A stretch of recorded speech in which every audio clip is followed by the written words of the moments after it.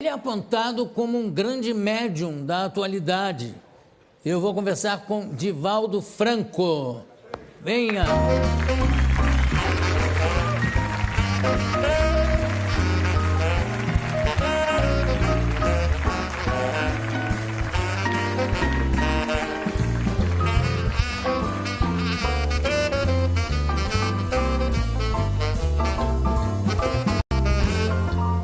Muito obrigado pela sua presença aqui no programa.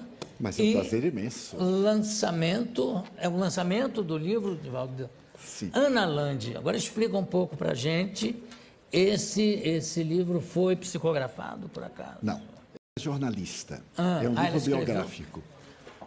Ela passa uma temporada conosco, procurou acompanhar as nossas atividades sociais, também as atividades mediúnicas. Editora Bela, perdão. Exatamente.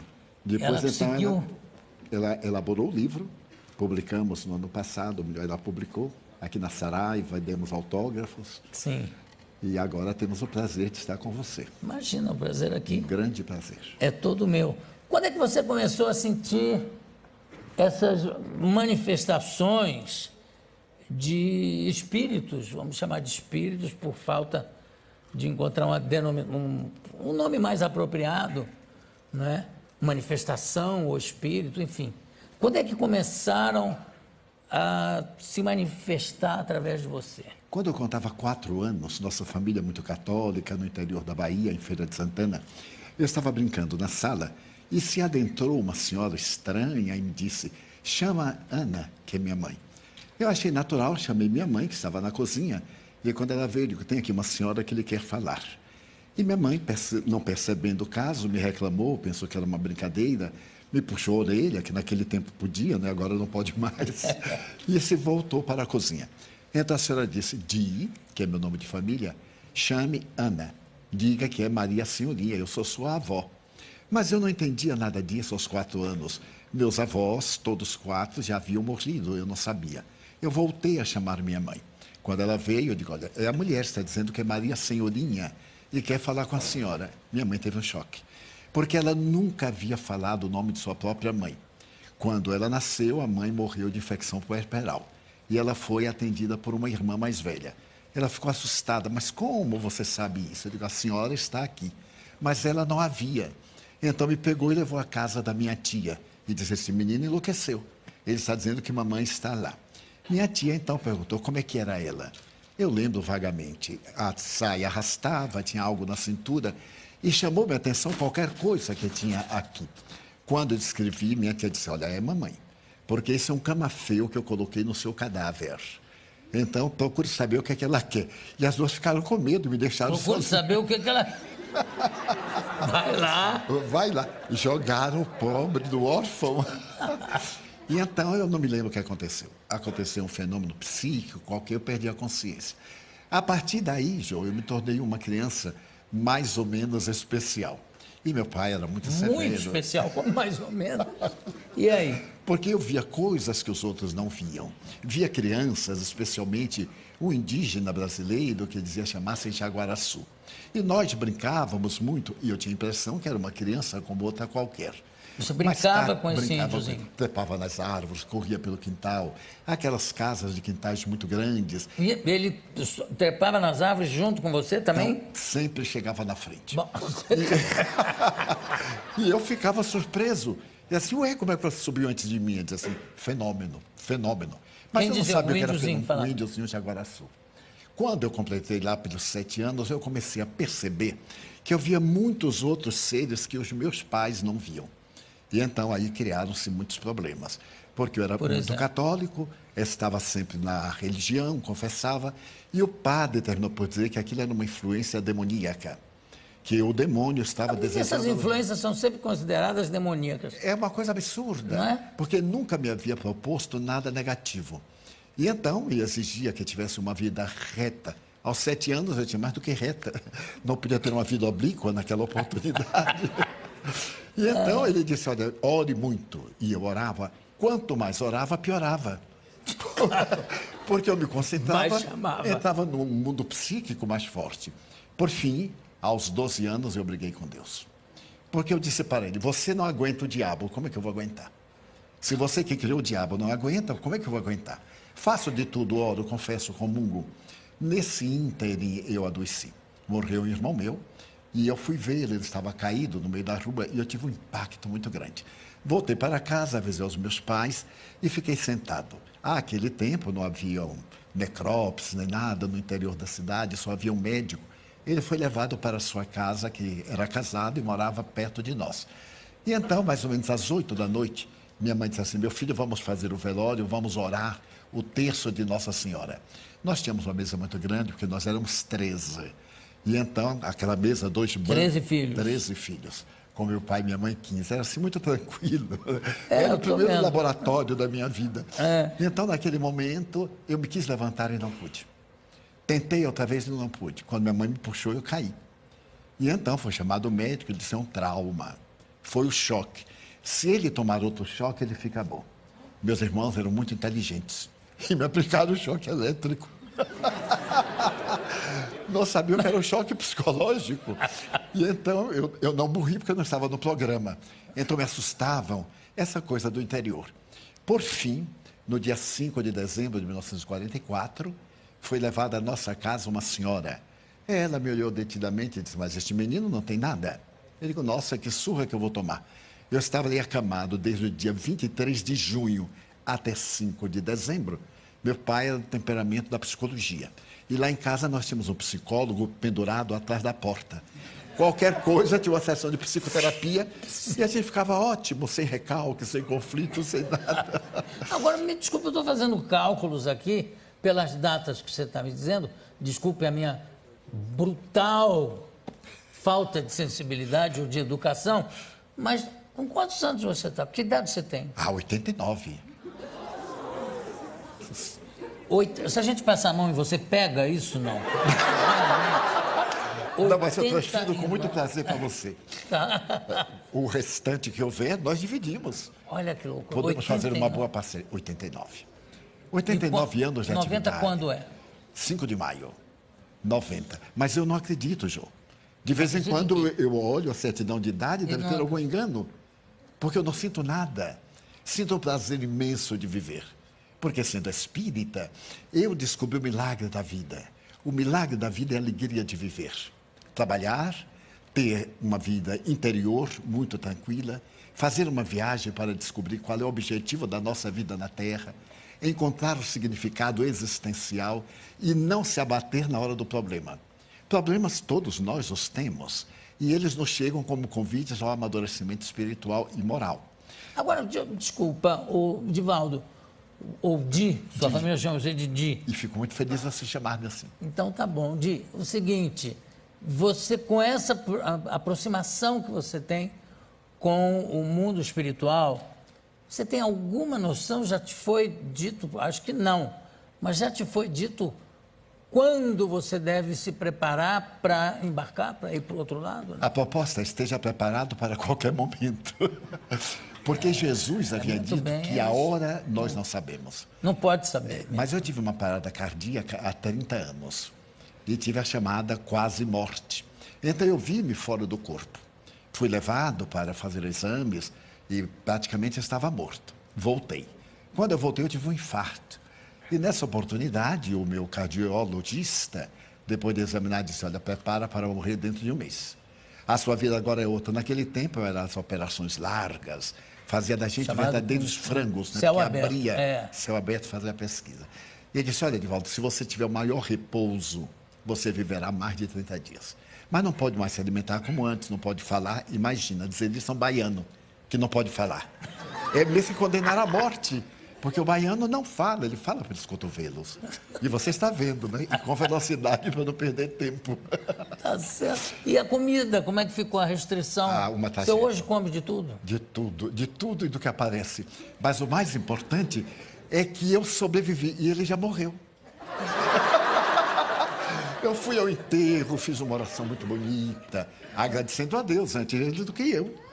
Era natural, Claro. já que Deus resolveu. Morreu antes Deus ele o do que leva. eu. Exatamente. É uma claro. poesia popular. E então aqui estou, mas estou muito feliz. E você trabalha, qual é o tipo de trabalho que você exerce nesse sentido da espiritualidade. Você tem... Eu não sei como usar essa nomenclatura e, de repente, falar uma coisa absolutamente errada. Mas é um centro espírita que você tem? Nós fundamos o Centro Espírita em 1947. Sei. Mas Aonde como é? cidadão, em Salvador. Como cidadão, eu trabalhei para uma autarquia do governo, que era o IPASE. Hoje são 4 letrinhas muito queridas, INSS. Todo brasileiro gosta dessas letras, né? Porque isso faz parte da felicidade. Então, trabalhei para o Instituto, aposentei-me em 1980 e dediquei tempo integral ao Espiritismo. E como é que é? Você tem... É um local... Nós temos uma Você comunidade. recebe pessoas... Recebemos. Nós educamos crianças. Somos pioneiros na América Latina com os lares substitutos. Nós tínhamos uma casa grande, um lar, um orfanato convencional. Depois nós criamos os lares substitutos e hoje temos uma comunidade que recebemos diariamente mais de 5.000 pessoas. Mas você faz, por exemplo, você tem o dom da cura, vamos dizer assim, não? A cura todos nós temos, João. Porque é uma energia que nós possuímos, todos nós. Quantas vezes alguém chega até você indisposta, lhe aperta a mão, e você transmite algo, a pessoa diz, mas foi tão bom estar com o Jô. Essa irradiação de simpatia, de alegria de viver, é transmitida como também de pessimismo. Uma pessoa chega, lhe aperta a mão e lhe transmite uma dor de cabeça. Então, nós intercambiamos. A atividade das curas para nós espíritas é muito relativa à verdadeira cura interior. Porque não adianta curar-se de um mal de fora e, em próximo período, adquirir outro mal. Agora, como é que você faz de... Eu estou vendo que o seu trabalho é impressionante, inclusive, no sentido de acolher qualquer pessoa, não importa qual é o credo, enfim. Mas a gente sabe e sente que tem muito picareta nessa área, né? Como é que você faz para combater isso? Você dá palestras... Você explica alguma coisa? Como é que você faz? Que eu acho que é um dever até. Já proferi mais de 13.000 conferências. Em 70 países, mais de 2.500 cidades. Demonstrando o falso do verdadeiro. Não é o indivíduo dizer que ele é portador do dom da mediunidade, ou que ele cura, faz isso, porque são falsários. Esses indivíduos enganam a boa-fé. O povo é muito fácil de manipular. E quando o indivíduo se apresenta com títulos de aparência grandiosa, principalmente misteriosas, sobrenatural, do fantástico, então há um mito em torno do indivíduo. E as pessoas deixam-se iludir. Graças aos ingênuos é que tem os exploradores. Claro, uma então, coisa não existe sem a outra. Nós procuramos demonstrar que a verdadeira cura interior... Se eu me melhoro, eu não reflito qualquer enfermidade. Como diz a Organização Mundial de Saúde, não existem doenças, existem doentes. Pessoas predispostas às enfermidades. A função do Espiritismo é guiar o indivíduo numa ética de sabedoria, torná-lo melhor, fazê-lo cidadão, fazer o indivíduo comum no meio de todos, porém diferente na conduta. Certo. Nós vemos hoje a crise mundial. Não existe crise mundial, existe crise do indivíduo. Indivíduos vazios que perderam os objetivos essenciais. E esse indivíduo vazio, ele se comunica com o outro e cria esse estado mórbido do pessimismo que todos estamos vivendo. Eu vou pedir para mostrar um filme que tem aqui. Não sei, eu acho que é um documentário que a produção, eu não vi. A produção me disse que é uma coisa espetacular, que é muito bom. Então eu queria compartilhar com a plateia, com o pessoal de casa também. Virem, solta para a gente ver, por favor. Favela do Pau da Lima, Salvador, Bahia. Em meio ao abandono da periferia, um oásis construído ao longo de 63 anos. O Portão Azul dá acesso à escola e comida a 3.500 crianças pobres e atendimento médico a 2.500 adultos, todos os dias, tudo de graça. 400 voluntários atendem à convocação do fundador.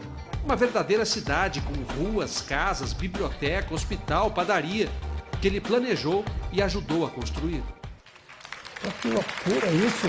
São quantas pessoas?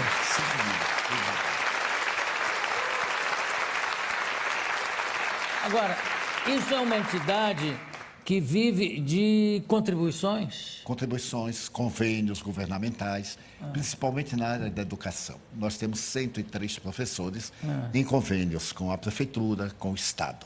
E recebemos também mantemos alguns convênios com o governo federal. E você, por exemplo, qual é a sua mediunidade? É de psicografar, como era o Chico Xavier? Sim.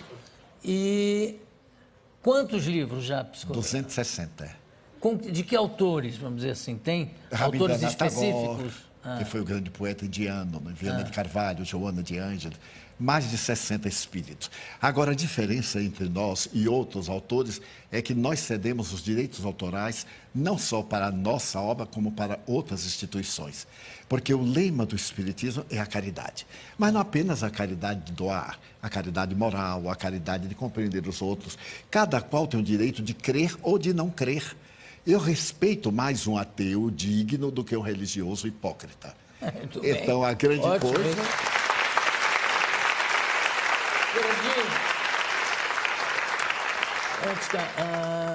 Antes que eu me esqueça, há muitos anos eu entrevistei o Chico Xavier, acho que ainda no Jô Soares 11h30.